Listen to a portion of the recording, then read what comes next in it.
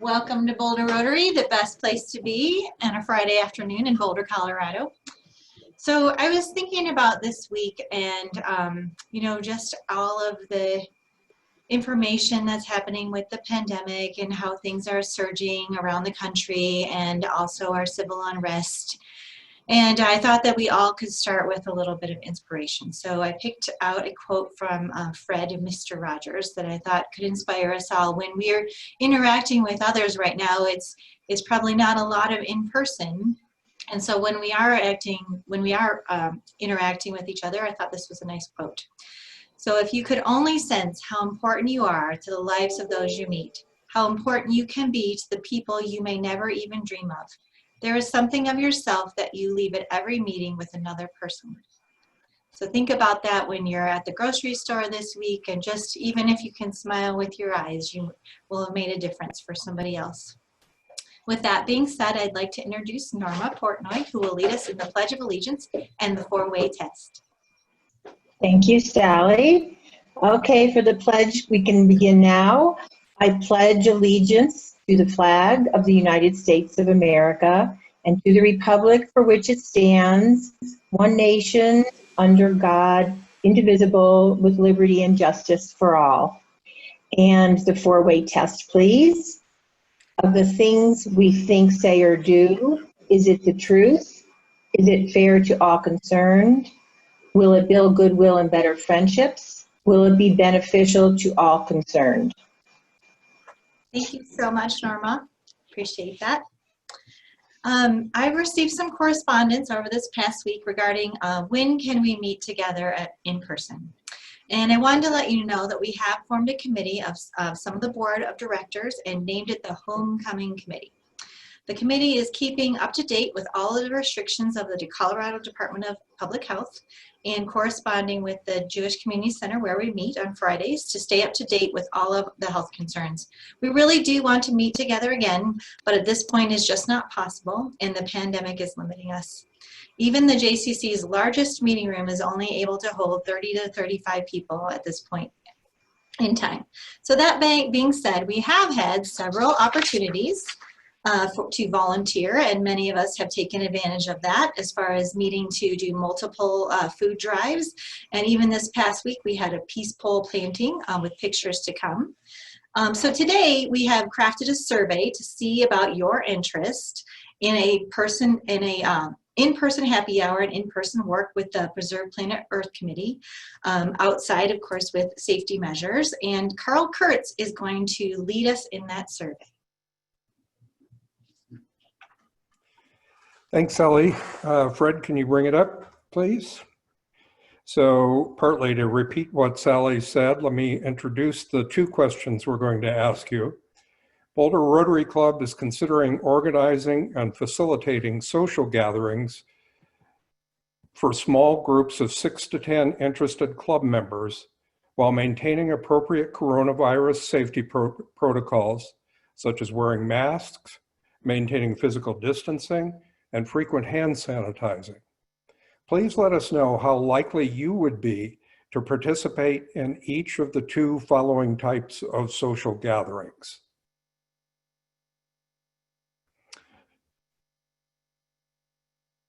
It was there for a moment. Here we are. So one of them is a gathering at a member's home on their deck or in their yard, and the other would be an outdoor restaurant gathering.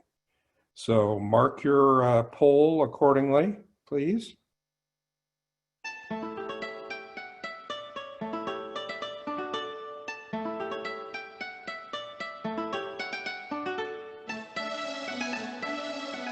I see numbers still coming in, so I'm going to wait for just a moment.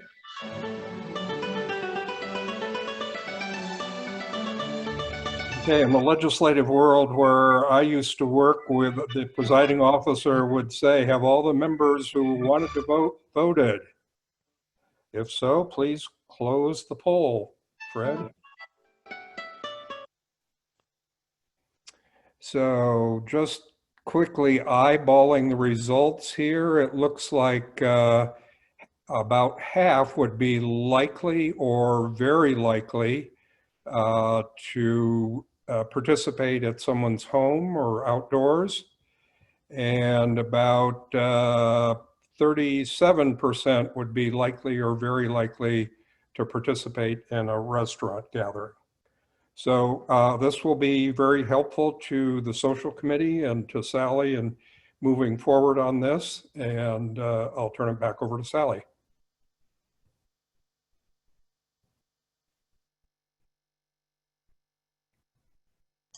Carl, thank you so much for putting that together, and Fred for helping to facilitate the whole thing.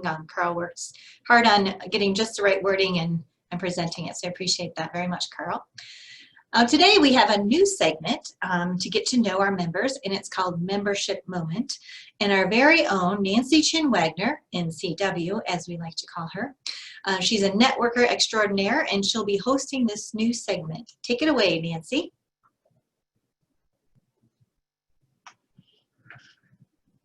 Is Nancy here? Nancy? She's muted. Sorry, I was muted. Okay. Now, and welcome to all our new guests here at the Boulder Rotary Club. So members moments today, I have Henry Lopez. Henry Lopez runs Lopez Smolens Associates since 1971. That's 49 years. He's been a Rotary member since 1976, 44 years. So I'm going to ask him a few questions, and I know we're limited in time, so I'm watching the timer. So my first question to you, Henry, welcome. Thank you. Glad to be here. Great. So my first question is, what are you doing now and personally? Well, as far as work-wise is concerned, I still go to work, but I don't show up here at the office until 10:30, 11 o'clock. I try to leave about 2:30, 3 o'clock. I really enjoy doing what I do. Not doing the work like what I used to do. I enjoy giving it to other people in the office and then answering questions and looking over their shoulders sometimes and things like that. So I still enjoy what I'm doing. Great. Expertise. And personally? Personally, one of the things that I've gotten into, like spending more time on it, I put together some PowerPoint presentations that, as you may have noticed, I've got a virtual background behind me, and that's Hagia Sophia. It's a church that's almost 1,500 years old, constructed in the city of Constantinople. In 537 it was finished. It took 5 years to construct, and for 916 years was a cathedral, actually the cathedral of the Eastern Orthodox Church, until the Ottoman Empire took over 916 years later.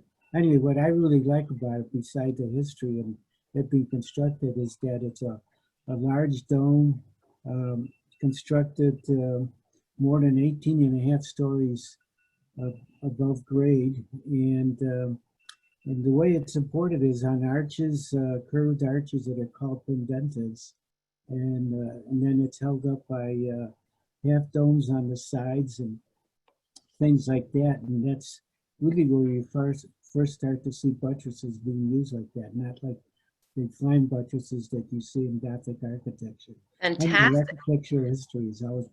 So that's fantastic, Henry. So let me ask you, you have a favorite subject and you're actually talking about it right now. Can you tell us a little bit about that? Yeah, architectural history. It's, even though I work as a structural engineer, my first degree was in architecture with a minor in structural, and I had to take architectural history, and that's always fascinated me, and that's how I got into that. I mean, Georgian architecture, Gothic architecture. A little hidden gem for you there, Henry. My last question for you is, what does Rotary mean to you in your life right now? Lots of interesting friends, good friends, interesting subjects, interesting speakers, really good people. I agree with you there totally, Henry. And I appreciate you coming on the members moment with me. Thank you. Thank you. Back to you, Sally. Nice job, Nancy. Nice job, Hank. Thank you so much for doing that today. And that will be a regular segment with us. And so Nancy will be reaching out to others along the way to highlight them. Right now, I'd like to introduce our Assistant District Governor for Area 11, who will be introducing our speaker, our very own Rotarian of the Year, Mike Brady. Hey, thank you, Sally. So when I was president, I used to routinely remind our introducers that we don't have to hear the whole story of our speaker, but today it is actually relevant. So I would like to kind of quickly summarize Fleet up till now. I mean, he is originally from St. Louis. He came to Boulder in the 1970s to study Buddhism. He got married, had a young son, and so during the day, he was known as a very serious student of Buddhism. But he also had a second life, and that was running drug transactions out of South America. That finally caught up with him, and he was sentenced to 29 years in federal prison, which he started in 1985. He ended up serving 14 of those 29 years. While he was in prison, I want to paraphrase something that Fleet once said to me. He's like, my very best thinking landed me in jail. So maybe I need to investigate that. Maybe I need to think about my thinking and my process. And while he was in prison, he came up with a lot of different steps in order to motivate, to get himself out of a very difficult situation. So he ended up putting them down into a book, The Path of Freedom, to get yourself to personal responsibility. While he was in prison, he was at a maximum security prison hospital, and there were alone, afraid men who were dying.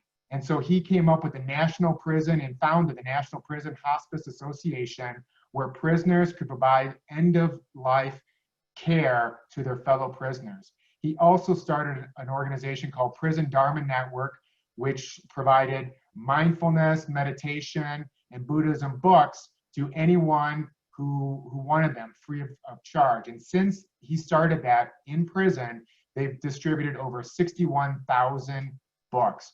When he got out, since he got out in 1999, he has a very successful corporate consulting business. He regularly leads retreats to areas of great conflict, like concentration camps like Auschwitz and Rwanda, bringing people from all different sides together in order to heal some of that trauma. He leads homeless retreats where individuals can live for just a few days as a homeless person to understand and be able to understand what it's like to be homeless and help those people out. He's written a couple of books. He's gotten his PhD, and most recently he was married about 2 months ago. So that is a quick summary of our speaker today, Fleet Maull. I hand it over to you.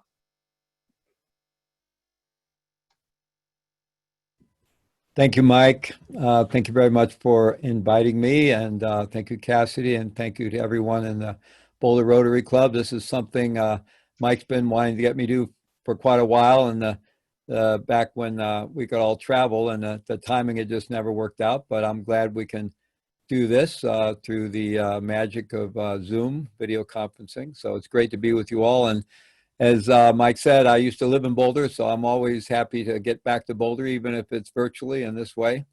And I lived in Boulder for 10 years back in the 70s and up to 1985. And then that's when I got my master's degree at Naropa University. And then I came back and lived there for 10 years from 1999 to 2009, during which I taught at Naropa. So Boulder is very much one of my homes, and I'm always really happy to get back there. So good to be with all of you today. I recognized a few names as I was scrolling through the pages. So I'm going to try to share a little context of what's been really meaningful and transformative in my life for me, and that's helped support the work that I do. And it could really be summed under the title of the book I released last year called Radical Responsibility. So about 35 years ago, much by my own doing, I found myself in an isolation cell on suicide watch. I wasn't suicidal, but they were concerned I might be because I was going to get sentenced the next day. I'd been convicted on all 5 counts in my trial, and I was facing a sentence of anywhere from 10 years to life in prison, and it was going to be a no parole sentence because I've been convicted of a statute that carried a no parole sentence. Back then, in the federal system, parole existed. It doesn't exist anymore for anyone, but back then it did. And if I'd gotten life, I would still be there, barring a presidential pardon. And so I couldn't sleep that night. I wasn't suicidal, but I was incredibly anxious, and as you can imagine, and I can feel that cell and that night very vividly right now. And so near dawn of the morning, I stood up on this. It was all concrete welded steel, you know, and I stood up on the toilet so I could reach up to where there was one small window quite high up, and just look out and try to see the night sky. And I was able to see it and see some stars. And something rose up in me in that moment of incredible anxiety and hopelessness and despair. There just arose this commitment not to give up.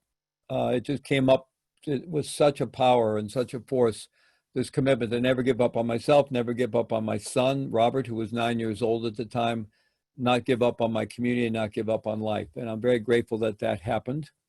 And the next day I was sentenced to a 30-year no parole sentence. And I thought I was 35 years old at the time, and the paper said I'd be 65 before I could get out. And I pretty much figured life as I knew it was over. I then ended up in a maximum security federal prison hospital in southern Missouri. And I knew I was going to be there for a long time.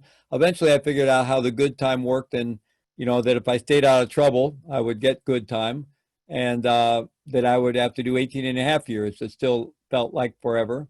My appeal took 3 years to go through the courts, and on appeal, they took off one of the counts, and that reduced my sentence to 25. So then I knew I'd have to serve 14 and a half if I managed to stay out of trouble. And again, that felt like a long time, certainly different than 30.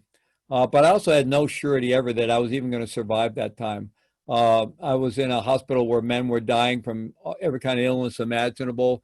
The AIDS epidemic was going into full swing, and people died violently in that prison as well. It was very easy to get yourself hurt or killed. And so I was there, and I knew this was a huge part of my life, and I didn't just want to throw it away. I wanted to do something with it. And I'd gone through this incredible dark night of the soul around what I'd done to my son. My son was, again, 9 years old, and he was now going to grow up without a dad. And I just hit a wall of devastation, and I became extremely motivated to turn my life around and create a better legacy for him than just his dad went to prison or died in prison. I wanted to try to do something to be of service and something to create a better legacy for him. And so I became radically dedicated to do that. I also had received many, many blessings in my life from my original family and from the spiritual path I'd been involved in for a long time. Now all the craziness stopped, and I was able to really fully dedicate myself to that and stop compartmentalizing my life. So I developed this very disciplined kind of yogic monastic life of service. And I taught school for 14 years. That was my day job, Monday through Friday. And I got in good shape, stayed in shape, spent hours and hours a day practicing meditation and studying, and started a meditation group in the chapel and was teaching meditation, very involved in supporting 12-step work, dealing with my own addictions and supporting others in doing so. And then eventually with another inmate, we were able to start the first hospice program in a prison anywhere in the world, as far as we know. And we started supporting men who were dying of AIDS and liver disease and heart disease and so forth. And that became a huge part of my life and one of the most transformative things I've ever been involved in. And so I was in this environment that is a maximum security prison. All the prisoners, all the hospital patients there were 600 hospital patients, 400 or medical, 400 psychiatric patients, and about 300 inmates like myself who were just there to help run the place, work in food service, housekeeping, what have you. I ended up working in the prison school. And so, but all the patients were from the maximum security penitentiaries. And so sociologists call a maximum security prison a total institution, which means it's basically a totalitarian state. The authorities have really supreme power and resistance is futile. And in this particular prison, having a psychiatric ward, if you tried to buck the system directly, you would literally end up in 4-point restraints on a concrete bunk, pumped full of Halidol and Thorazine and being hosed down at night, literally, back in one of the psychiatric wards. And so how do you accomplish anything in a place like that? So there were two things that were really seminal for me. One, I was in this world that I realized was full of so much anger and bitterness. And I realized that, you know, the process of anyone being arrested, innocent or guilty, what have you, it's just a continual process of demonization and shaming. And by the time you end up in prison, you've just been buried under a mount of shame. And just anyone just to try to sort of survive as a human being, you're going to defend yourself with anger and bitterness and so forth, which is really regretful because in order to really initiate one's process of transformation, you need to get in touch with the real remorse and regret you feel around the impact your actions have had on others. And it's really hard to access that when you're just trying to survive. And so I didn't want to end up that way. I didn't want to come out of prison bitter, angry, or broken. I didn't want to live that way in prison. Fortunately, I'd had enough training and enough background before that. I realized that's not who I wanted to be. And I realized that my only way through that experience and ever out of that experience was to embrace radical 100%, even 200% responsibility for having got myself into that situation. And I had lots of people I could have blamed if I wanted. There were all kinds of people that helped me get there. I did a lot of people's time. A lot of people made deals. I refused to do that and ended up doing time for a lot of people. When you're being prosecuted by the government, whether it's, you know, justified or not, they don't actually exactly play fair. So, I mean, there's all kinds of things I could have focused on. I made a clear decision not to focus on any of that and just focus on how I got myself in there and what I could do to transform my life and what I could do to add benefit to that community that was now my community where I was. So that was a key decision. And then the other was realizing that even in a place where it's about the most powerless state you can imagine being in, and the answer to anything is no. Like anytime you'd go to staff and say, could we try this or could we try that? The answer was always no. And if you were brazen enough to say why, that was enough to get you locked up or in trouble. But usually you would get an answer, something like, well, we used to have something like that and some inmate abused it, so we don't do that anymore. So how do you accomplish anything in that kind of environment? Well, fortunately, I had had enough training in my Buddhist path and from other contexts that I realized that everyone I was dealing with in there was a human being, my fellow prisoners, the guards, even the toughest or the meanest guards or the administrators, whoever I was dealing with, they're all human beings. They all had a heart. And everybody's got a human being button somewhere if you can find it. I mean, if you go up and push their authority button, you know, that's what you're going to get. But if you're just find a way to be in relationship with people and be kind and courteous and professional and consistent, eventually you find ways to get things done. And out of that, all kinds of innovative programs developed that I developed in collaboration with other prisoners and staff there, and two national movements, the prison mindfulness, prison dharma movement, and the national the hospice movement. And out of the work I did there, I started these two national organizations. And as a result of National Prison Hospice Association, there's about 75 or 80 hospices in federal and state prisons today, and it's completely transformed end-of-life care in prison. And Prison Mindfulness Institute today benefits several 100,000 of our incarcerated fellow citizens, as well as at-risk youth and returning prisoners. And now today we also work with correctional officers, probation and parole officers, law enforcement, the courts, prosecutors, public defenders, and so forth. So we're really working with the whole system. And all of that came out of this context of believing in the innate goodness of all beings and realizing that the most powerful place I can stand is in this radical ownership, which is not self-blame. It's getting out of the blame paradigm altogether and realizing any situation I find myself in, trying to look at that, see, is there anything I can see that I contributed to this? Not to blame myself, but if, through that insight, I can make different choices in the future and get different results. And even if I can't see I had anything to do with the circumstance, realizing that my future is going to be determined by my response to that circumstance, not by falling in, it's not going to be helpful to spend a lot of energy and blame and the rest of it, which is all very human and very natural. And these are not new ideas. Marcus Aurelius, considered the last good Roman emperor, and the Stoics, very famous for saying things like, most of us think that our destiny is determined by our circumstances, but actually it's determined by our response to those circumstances. So I began developing that model, and I got out of prison in 1999, and I've had a fabulous life ever since. I've been invited all over the world. I travel all over the world teaching, had the opportunity to start a Bearing Witness and Peace Initiative in Rwanda with Mike and Cassidy. And I really travel all over the world teaching meditation, leading prison programs, training law enforcement, training corporate leaders, and so forth. And it's really all come out of this context of embracing this idea of radical ownership or radical responsibility, free of self-blame. It's obviously not about blaming others. It's certainly not about blaming victims, and it's not about blaming oneself either. It's just self-empowering oneself to act from a place of self-agency and choice to do the most good one can do in the world. And I just want to say a couple other things briefly before we go into some Q&A, that, it's wonderful to say those kind of things. And we've all heard these kind of ideas about personal responsibility and so forth, but then how do you actually do it? Because we're up against all of our conditioning, our childhood conditioning, our social conditioning, cultural conditioning. So how do you do it? And in the book, I go deeply into that. And I just wanted to share one simple thing here.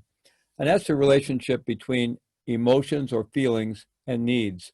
So we all experience emotions, and wonderful, pleasant emotions, but we experience challenging emotions. We find ourselves getting angry or irritated or frustrated or triggered emotionally. And when we're very triggered, we often react in ways that are not so helpful for ourselves and others. We do things and say things we later regret. And we can actually take ownership for that whole landscape of our own physiology and our own emotions through various contemplative practices and mindfulness practices. But it's very helpful to understand, we think emotions generally are caused by things outside of ourselves. Somebody does something and I feel frustrated or I feel angry. But actually, emotions arise from our perception of the experience of met needs or unmet needs. We all have the same needs: food, warmth, shelter, love, respect, connection, autonomy, all the creative expression. We all have these needs, and when our needs are getting met, how do we feel? Well, we feel great. We have all the warm and fuzzy positive emotions. How about when we perceive our needs are being threatened in some way or not met? Of course, then we start to have other emotions like fear and anxiety and anger, frustration, even envy, jealousy, and hatred. And so all normal human emotions, but they arise from this perception of our needs being challenged. So first of all, our perceptions are not always accurate, and at best they're a limited read of a limited set of data. So we can really look into our perceptions and look into that, and also realize that other people are not responsible to meet our needs. But the main thing is there's a whole landscape in there that we can take agency over, rather than just assuming the reason I'm pissed off is because of what you're doing, and therefore that's the problem, and that's where I'm going to focus my energy. Instead, I can focus on this whole landscape where I have tremendous amount of self-agency and choice. And using mindfulness-based self-regulation tools, I can continually navigate my way into the optimal physiological, emotional, and cognitive state to be my best self and respond to the world and find those win-win solutions where we can all get our needs met most of the time in mutually beneficial ways.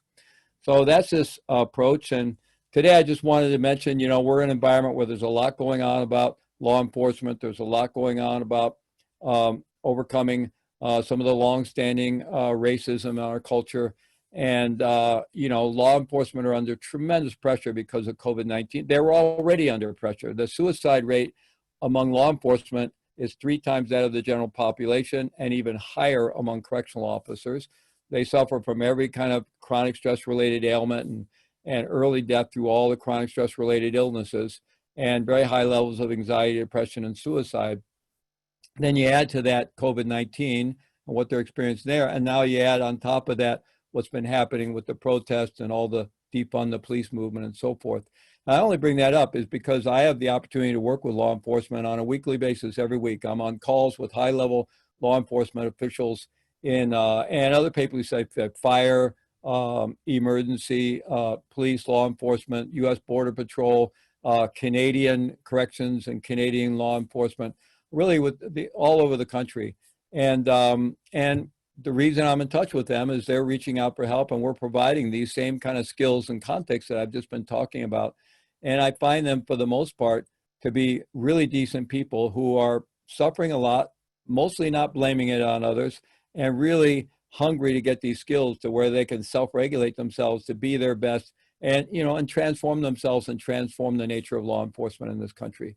So I just wanted to share that because I think it's a sense of hopefulness that there are professionals out there that really want to transform the criminal justice system and transform law enforcement in this country, to get rid of all the implicit bias and all the structural racism that's in it, and to really serve and protect like they all signed on to do. And I feel very honored to have the opportunity to try to give them some skills to help them do that, and do that in such a way that they can have long and healthy careers and not be dying a year into their retirement like is so common now. So I think I shared enough, and maybe we could just open it up to some Q&A or dialogue. Thank you very much, Fleet. Our first question is going to go to Mark Jenko, who I know you know, Fleet. Mark, ask your question. Hey, Fleet, good to see you again, first of all. Hey.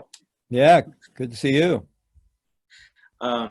So you actually answered I formed the question before you started speaking, and you actually answered it, which was briefly describe what is radical responsibility and why is it important. I think you nailed it. So I have to come up with a new question now, and I'm going to say, I love what you're saying, and you had a real impact on me and the idea of radical responsibility.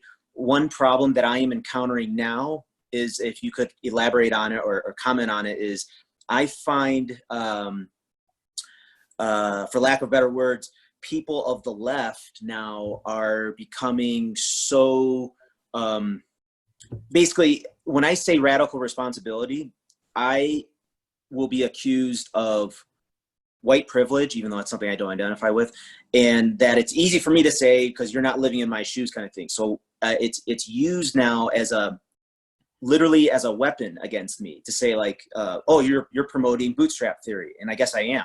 And so I was wondering if you could comment maybe like, I think that the idea of radical responsibility is like the number one tool, or a number one tool to help disenfranchise people regardless of race. And now it seems like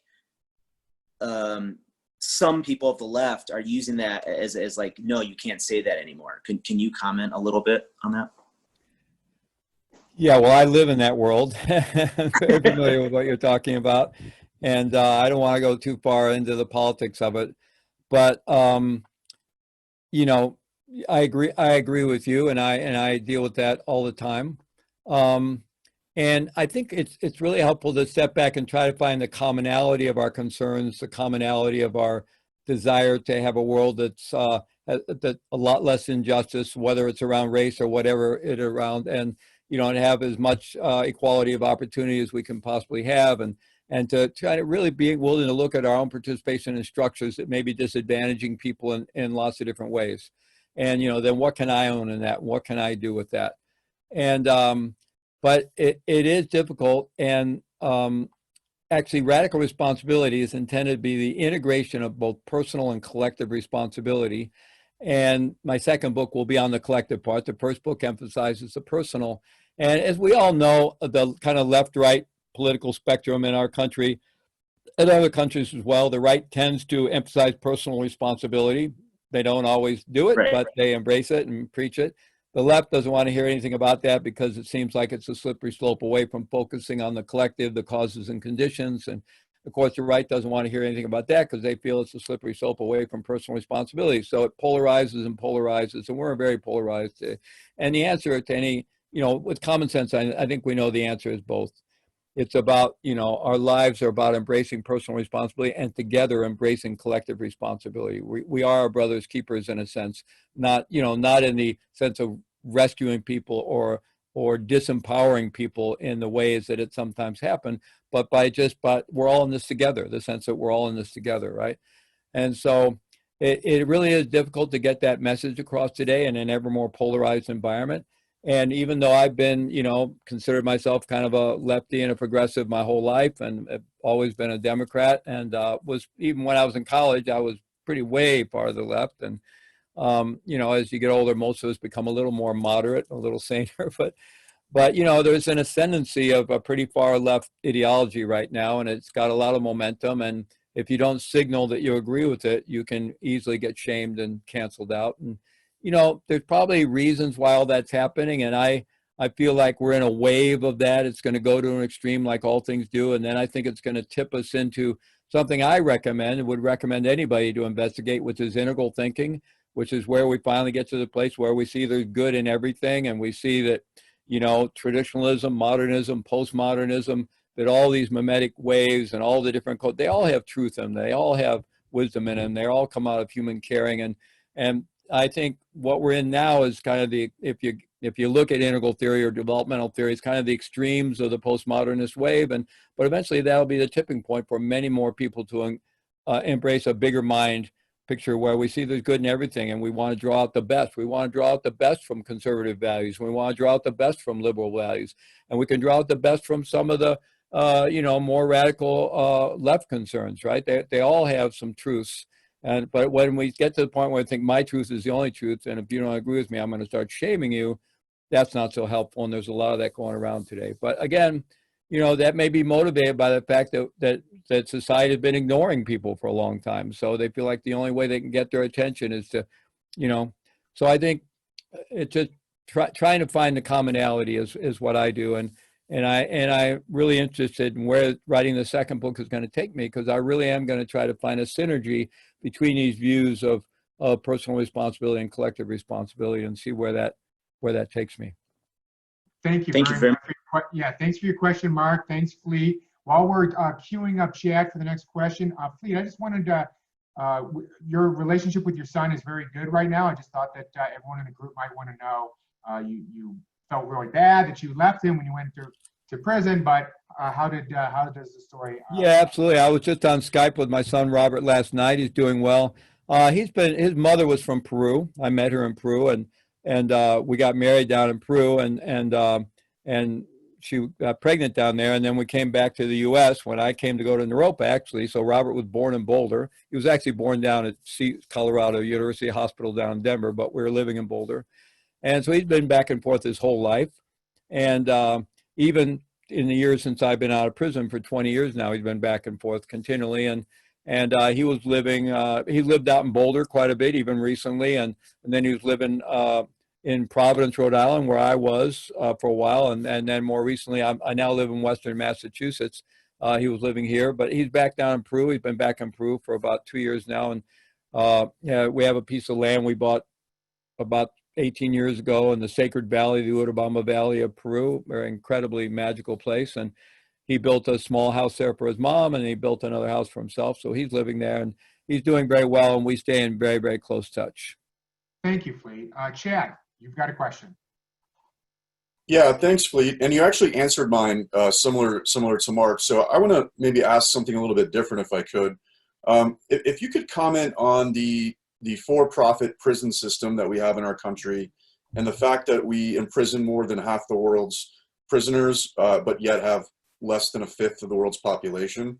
If you could comment on that a little bit, and how that sort of, that ingrained establishment, how it sort of impacts what you're talking about here. Yeah, actually, we are responsible for 25% of the world's prisoners, and we only account for 5% of the world's population. We also tend to produce a quarter of the world's trash and refuse, and we use a quarter of the world's resources. So there's something about this 25% share thing we have going but we only represent 5% of the population. So, and that's not meant to be a critique or a demonization of us or the U.S. We're all trying to do our best, and we all have a lot of wisdom, and the human condition is such that a lot of fear-based stuff goes on that can create ignorance and damage as well. So, But at any rate, for-profit prisons is something I've never been in favor of. Generally, the approach is they come in, if they take over an existing prison, they basically fire all the staff, and then they maybe hire some of them back at lower wages, no union. They get rid of most programming because they get paid per bed night, right? It's contract with the state or the feds, and they get paid so much per prisoner per bed per day. And so the only way they make a profit is lower their cost, right? That's it. And so for-profit prisons have had tons of riots all around the country, and it's pretty much a failed model. I haven't touched with one of the companies, used to be called Correctional Corporation of America, CCA. It's now called Epic or something like that. At any rate, I've tried to bring, I'll work with anybody. So if I could have a positive influence. So I've done some trainings with them. I do know some professionals that work with those companies who are good professionals. I just don't agree with the model. It's less impactful in the US now. It's actually moving offshore, really in the global South is where they see their growth curve. But yeah, I think it's a failed idea. I think the criminal justice system is something that we as the government and the people need to take responsibility for, not have it be privatized. If the private sector could do a better job with it, that would be one thing. And then the private sector does do a better job with a lot of things, but that's one of them that I just don't think we should be building profit-making businesses around people's human suffering in that way. How do we migrate away from that? Well, we already have. I mean, it hasn't taken over that much of the prison system at all. I mean, it's a very small part. But when people are talking about the prison industrial complex, the fact that the whole prison system and criminal justice system has become a whole self-perpetuating industry, just like, Eisenhower warned us about the military industrial complex. We have a medical industrial complex. These are things that form that want to grow like any business, like any industry. And so they self-perpetuate even when it's not, in alignment with social good, right? And so the prison industry is an $8 billion industry, but it's not the private prisons are only a very small part of it, but it's all the people that build the prisons, maintain the prisons, sell all the goods and services to the prisons. It's the guard unions. It's a huge industry. I mean, not to be crude, but just think about having, the toilet paper contract for your local state prison. It'd be a very great contract, lucrative contract to have, right? So, that's the whole industry. And it's only a small portion that is really private. And under Obama, they had made a decision, and Hillary Clinton, if she'd been elected, had made a commitment to move away from private prisons altogether. And they had also had the immigration system not use any private prisons. They had made that commitment, but when Trump got elected, he reversed that. So currently, both the regular prison system and the immigration prison system, where people have no rights, they're just in a series of lockups all over the country, many of which are privately owned. Hopefully, I'm revealing my political bent here, but hopefully if the Democrats are elected, they'll reverse that and we will move away from private prisons altogether, especially for people who have very little due process, people that are held under immigration detention. Thank you very much. Bill Rubin, you've got a question for Fleet. Sure. Equanimity is a great thing, and you talked a bit about that. I mean, I once had a friend who talked to me about how it's great to be able to meditate and have equanimity, but not so easy in Times Square. And in the middle of a prison, you're being incarcerated in the midst of all the challenges that you're talking about. You're somehow finding a way to deal in a mindful way with the blame, victim stuff, and just going down those pathways in our mind, it seems just incredibly challenging. I mean, just in my normal day-to-day life, I struggle with that. And how you found your way through that is remarkable to me. I'd like you to comment a little bit more about it. Well, I was very fortunate in many ways. I had, 10 years of deep training with my teacher, Chogyam Trungpa Rinpoche, who was an amazing meditation master. I got a master's degree in clinical psychology that integrated both Buddhist and Western psychology at Naropa University. So I'd had a lot of training. And then I landed myself in this hell realm of a maximum security prison. and I wanted to survive. So I naturally started using my skills to survive. You know, I probably got into about 6 potentially very dangerous encounters during the time that I was there. One that almost got extremely dangerous. I was able to de-escalate all of them eventually. A couple of them through actually out challenging someone. But I probably avoided several thousand encounters like that just by being mindful, being aware, being professional, operating from a place of compassion and consideration. Because it's a hellish environment. I lived on a floor designed for 50 men. We had 175 to 180 men there, no air conditioning in the summer. It was a constant powder cake. There were always people in your way. You know, there was a dangerous incident just waiting around every corner all the time. And so, you know, I used those skills to survive, but then I also really wanted to add value to that community and wanted to create things. So I had to do that. And then I was practicing meditation anywhere from 2 to 3 hours a day. I was studying 3 to 4 hours a day. I led this very disciplined life. I only slept about 45 hours a night for that 14 and a half years I was there. I somehow I seemed to be able to get away. I couldn't begin to do that now, but I did it then. And so I led an incredibly disciplined life of practice and service.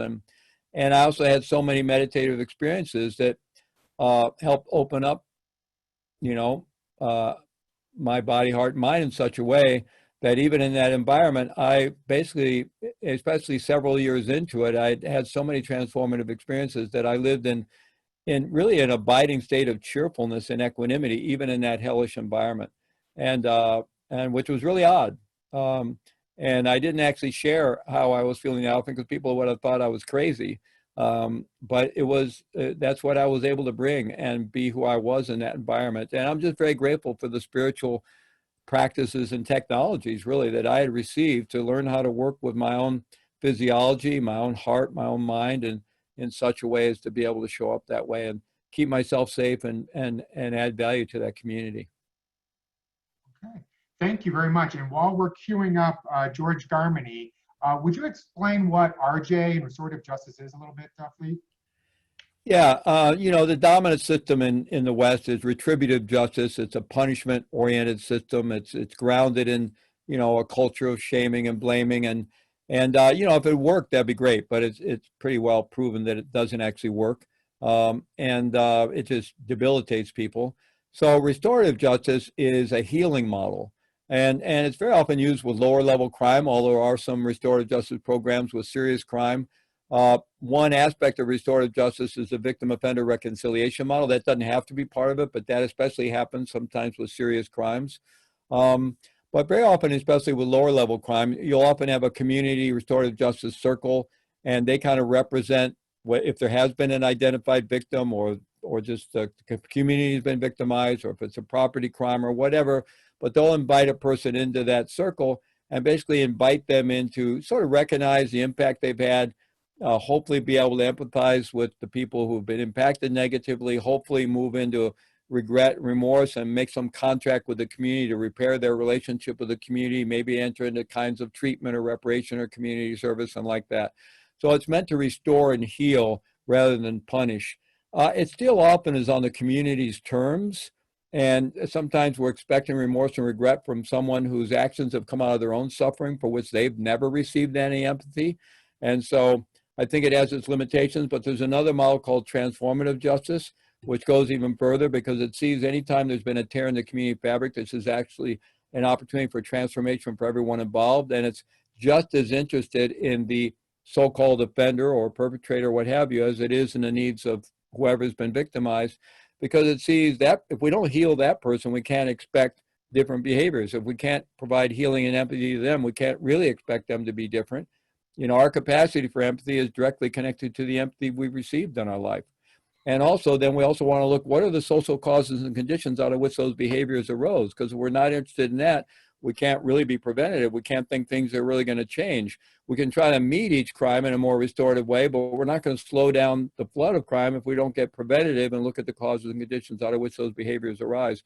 So I like the transformative justice model because it goes very deep and it's truly preventative, and it really sees the need to provide transformation for all. And I'll say just one last thing there. There's a model that I've read a lot of times about. There's a tribe, I don't know which tribe, and this may be common to many tribal groups and clans in Africa.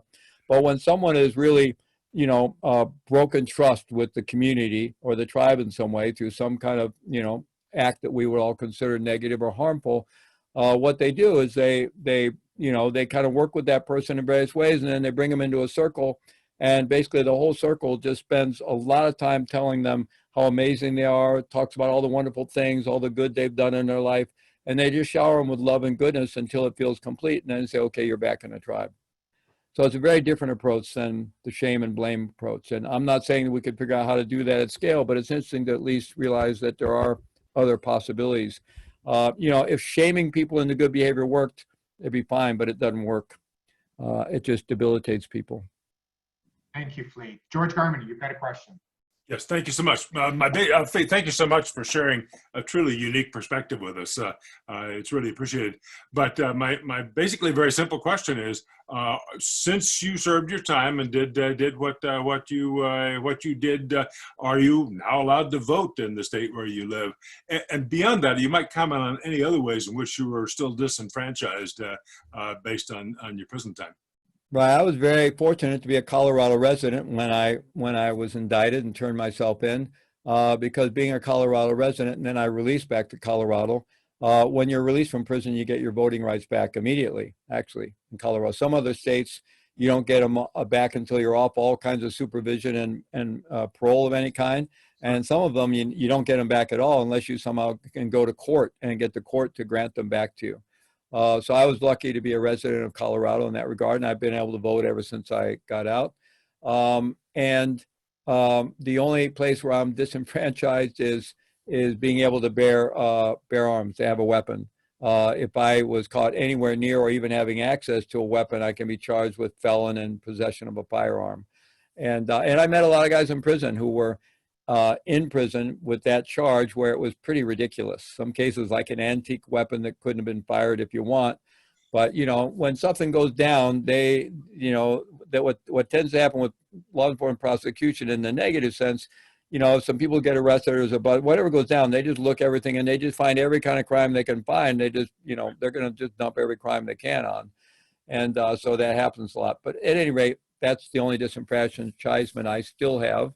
And I feel very fortunate that the doors have been open to me. I've been going into prisons, back into prisons for within a couple of years after getting out. I was able to go into some state prisons, and I go into prisons all over the world. And, you know, today I get up in front of groups of law enforcement. I'll get up in front of a room with 100 police officers who are all, many of them they're either in uniform or plainclothes, and they're all carrying a sidearm. And I get up in front of them and I'm leading their training that day. And I guess what? You know, who I am. I talk about who I am, which is like digging myself in a 10-foot hole. And then I have to climb myself out of that hole. But by the end of the day, I'm always in relationship with them. And because I'm giving them simple skills that can really benefit them. But you know, it's quite a challenge to get out there. But I do it. So who would have thought somebody with my track record could be, you know, a colleague with wardens and I know directors of state departments of corrections and people in the American Correctional Association. I presented the American Correctional Association conferences. I was supposed to present at the American Jail Association conferences past April. So I've really been welcomed back into the world as a fully franchised, I guess, professional. But I worked hard to get there, and I'm not. And you know, there may be some privilege involved in that. If I was African American or Latino, it might have been more difficult for me. Not impossible, I don't think, but it could have been more difficult. Thank you. Thank you. And our last question, Jim Radowski.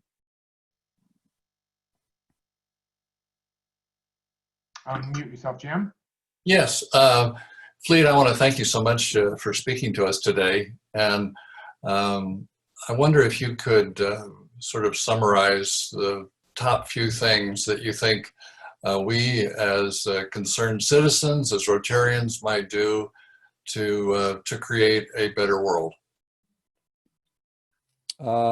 Elect Joe Biden. No, sorry, I apologize for being political.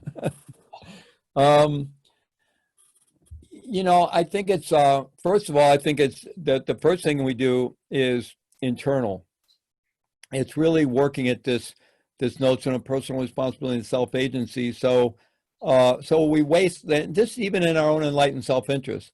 So we waste less and less time complaining and blaming and all the rest of it, which we're all prone to do. We're human beings. And so we have more energy left over for ourselves, for our family, for our loved ones, you know. So we just, that we really become judicious about how we use our available, you know, energy.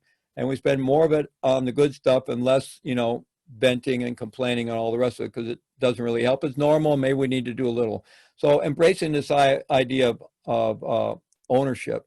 And then from that place, really engaging the world, getting out and serving in the world. Being, I know Rotarians are very service oriented and obviously very community oriented, and just being part of this community, you're creating benefit with each other and each other's lives. So I think to me, it's this quality of personal ownership and then engagement and realizing we're all in this together, and try not to fall in, even when there's a lot of people acting in ways we disagree with, trying to realize we're all human beings. We all want to feel safe, secure, and happy. Some of us have strategies from our conditioning that are not working so well for ourselves or others, but we're all human beings and we all have the same innate basic goodness and the same good hearts ultimately. And so if we kind of keep that mindset, we can keep finding ways to add value to our community that's going to be a benefit. Thank you. Thank you very much. Before I hand it over to Cassidy, Fleet, we have about 15 more minutes of a meeting. And I was just wondering, I don't know what your schedule's like. I forgot to ask you before today's meeting. Would you be around if people had other questions once we ring the bell and conclude the meeting? So maybe 1:30 or so, or do you have to move on? I'll actually be in another meeting by then. I apologize for that. Oh, that's okay. I didn't mention But if before. people want, Mike, if people want to share questions with you or Cassie and you share them with me, I'm very happy to respond. Okay, great. Thank you very much, Fleet. Cassidy, you've got the last word. Hey, Fleet. I just wanted to really thank you for being here with us today, even though it's virtual. Mike mentioned we've known you for a long time. You've been a huge influence in our lives, and I hear all of the teachings and what you were talking about today, which was really fun. Rotary appreciates everyone who comes to present for us. And as part of that, we thank our speakers by donating 100 doses of vaccine to the Polio Plus Vaccination Fund. And that means 100 doses of vaccine will go out into the world, and we'll do that in your name. So thank you again, Fleet. It's so good to see you. Oh, and say hi to Grant Couch. He's here too. Yeah, thank you very much. And I was wondering, if you haven't convinced Grant to be a Rotarian yet? He's totally a Rotarian. Are you kidding? Oh, great. Great. Yeah. Well, I'm going to be teaching with Grant Couch in August. We're co-teaching a session for the Zen Peacemakers on social engagement, social transformation from a contemplative perspective. So, yeah. That is awesome. Thanks, Fleet. Yeah, thank you. Thank you. And it's really a pleasure to be with you all today. Thank you. Thank you so much, Fleet. We really enjoyed having you here today. And thank you for Mike and Cassidy for arranging to have Fleet with us today. And you know, what you just said about where we spend our energy and how that helps define us made, you know, hit home with me. And that's why I'm part of Rotary, because spending my energy here is definitely rewarding. So thank you for your talk, and it was really good. Thank you. With that being said, we have one more award to give away from last year, from Rotary last year, and past President John Sullivan is here to do that today. So here is John. Thank you, President Sally. That name has a nice ring to it, I must admit. So a couple of Fridays back, I told you about the District 5450 award that our club won for our Oglala Sioux Water Project. But did you know that the Boulder Rotary Club is also responsible for selecting the winner of another district award known as the Outstanding Active Senior Award? As you might expect, the person who wins this award each year is faster than a speeding bullet, more powerful than a locomotive, and able to leap tall buildings in a single bound. But unlike Superman, this person also exhibits an energetic level of participation in his community through the good works of his Rotary Club. The winner of the 2019-2020 Outstanding Active Senior Award is David Rommelman of the Evergreen Rotary Club. The folks who nominated David described him as a boots on the ground kind of guy. This seems appropriate given David's service in the Army, in the Vietnam War, and his career as an engineer. In addition to serving as the president of the Evergreen Rotary Club in 2009, Dave has chaired and worked on various projects sponsored by his club, including the El Salvador Well Project that provided clean drinking water for hundreds and maybe even thousands of people, the renovation of the Evergreen Rotary Cabin at the Easter Seals Camp in Empire, Colorado, the Mountain Peace Shelter Project in Bailey, Colorado that benefited women and children in need of safe shelter, the Wilderness on Wheels Project that built a boardwalk through the woods and allowed people with disabilities to enjoy nature like the rest of us do, and serving as a senior counselor and treasurer at RILA. This isn't all of Dave's contributions to his community. It's just all that we have time to mention here today. Dave's nominators also said of him, if by your actions you inspire others to dream more, learn more, do more, and become more, you are a leader. The Boulder Rotary Club is proud to recognize Dave Rommelman of the Evergreen Rotary Club as the Outstanding Active Senior Award winner for 2019-2020. Dave, the podium is yours if you would like to say anything.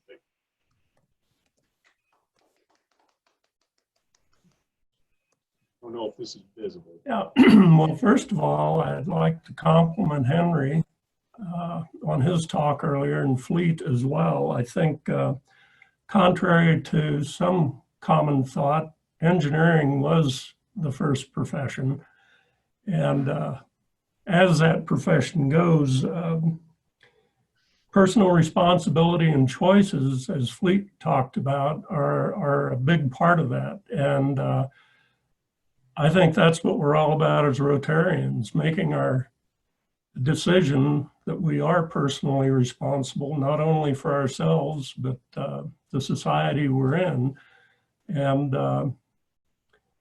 I don't have a whole lot more to say about that, other than I've got a very supportive family, a wife that volunteered with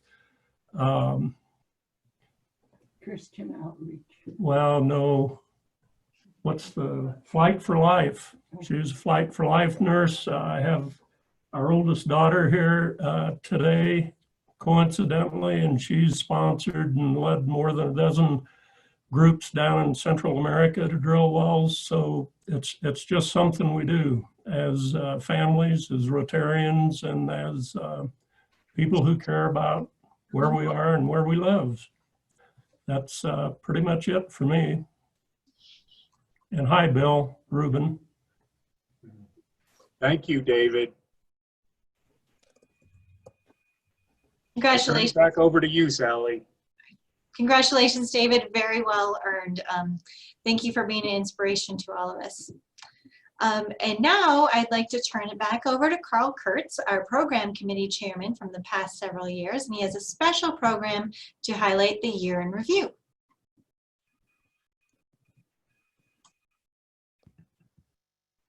Thanks, Sally.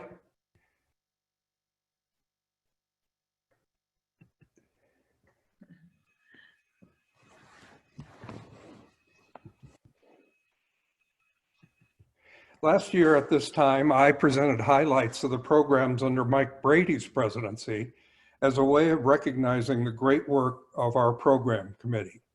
Today, I want to take a few minutes to do the same for 2019 and 20. Part of the strategic vision of the Boulder Rotary Club is to have programs that are of TED Talks quality. What does that mean? TED Talks are excellent, short, 18-minute presentations on any subject designed to, quote, foster learning, inspiration, and wonder. TED Talks presenters are auditioned, rehearsed, and coached by professionals. The program committee takes this goal seriously, although we recognize that it is highly aspirational for reasons that I will explain in a moment. The program committee meets quarterly. Before each meeting, we survey the 40 members of the committee to evaluate the previous 3 months of programs. Here are the results of our evaluations for the 42 programs during John Sullivan's term as president. Committee members gave an average score of TED Talks quality to 13 of them. That's about 1/3 of them in the blue on this pie chart.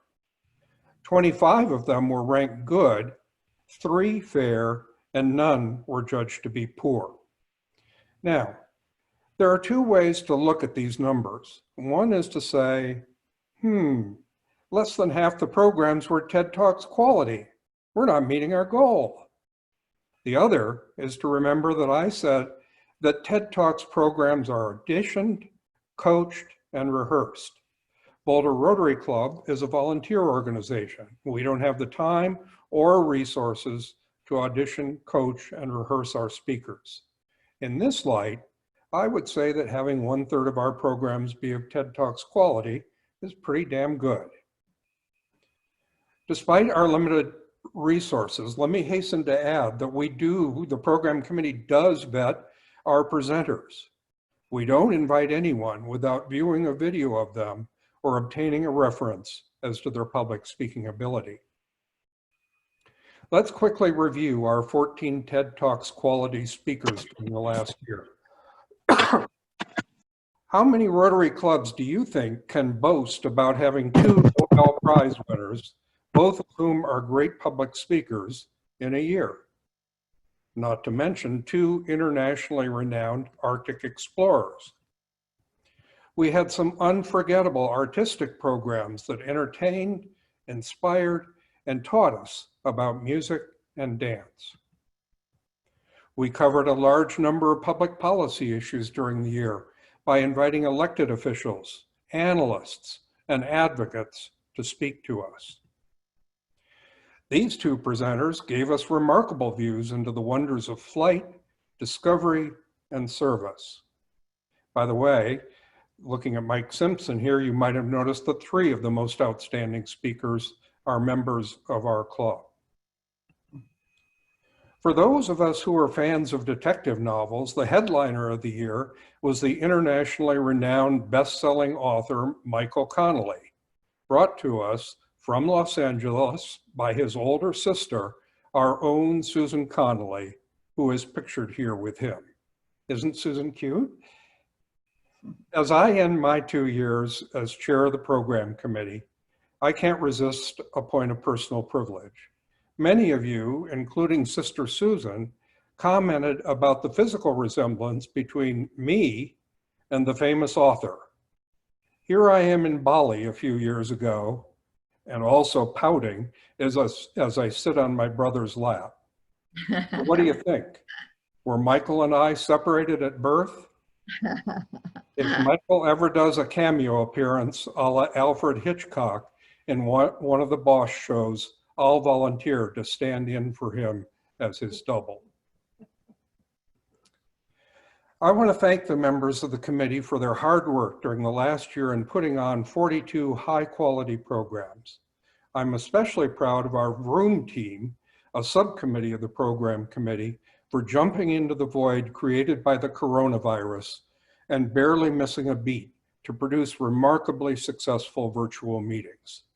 The committee and the club's programs are in good hands now as Cassidy Murphy takes over leadership of the committee. I also want to thank Fred Hull and the Meeting Management Committee for making us and our speakers look good. And finally, thanks to all of you who make these programs possible and supply us with ideas and feedback.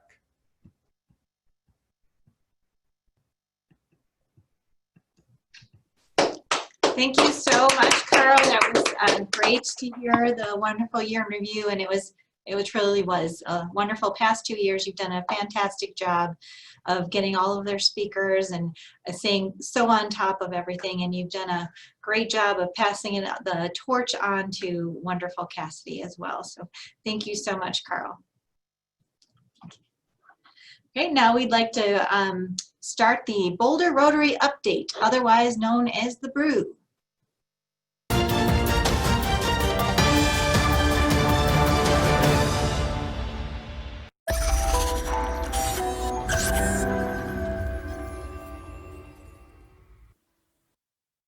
Welcome to Boulder Rotary. This is Ronnie Wells speaking. I hope that everybody is enjoying being here Zoomified in this strange world we're living today. Greetings to all of you. For those of you that remember, Crayons to Calculators was our first multi-year grant project, and they are having a virtual event, which will take place on August 6th from 7 p.m. to 8 p.m. and include entertainment and a live auction.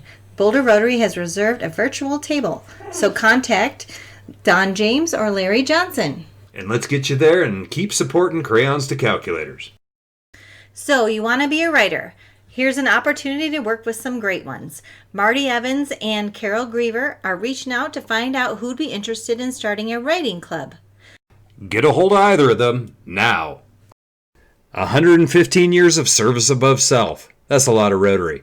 And we've got 7 areas of focus after adding the environment.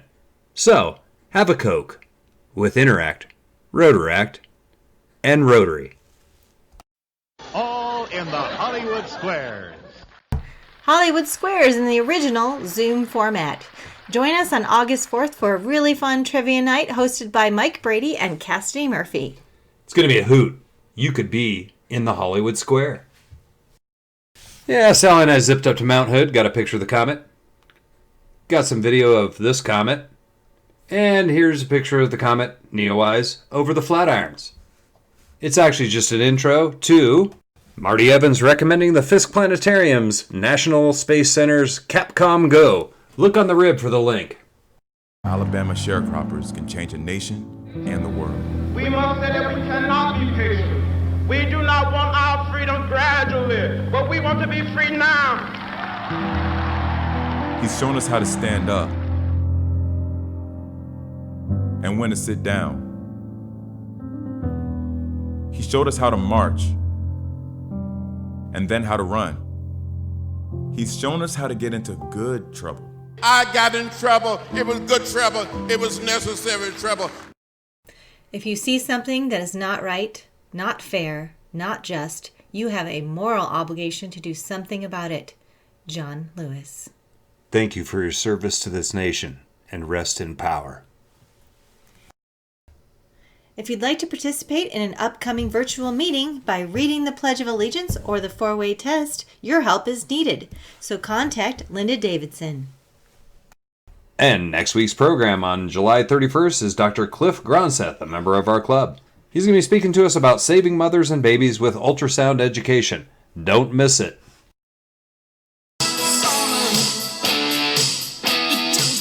Well, we hope you're beating the heat of summer. And everybody, say it with us now. Have a great weekend. Thank you so much, Gerald Brown, for the wonderful brew. Thank you to our program committee, our fantastic speaker, to Mr. Fred Hull for pulling it together, to Cassidy and Mike Brady for arranging for this speaker.